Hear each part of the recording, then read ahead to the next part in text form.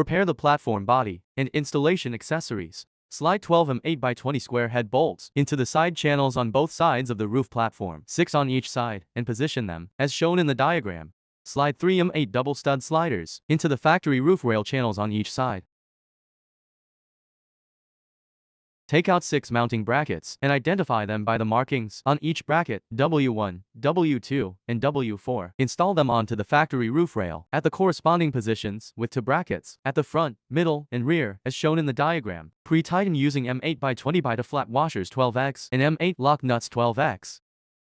Do not lock completely at this step. This allows for position adjustment after the platform is mounted on the vehicle. Lift the roof rack platform onto the vehicle's roof rails.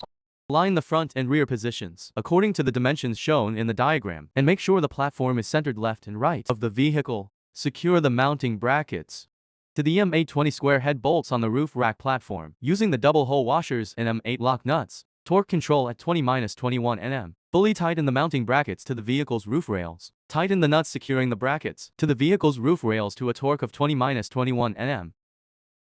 Installation complete.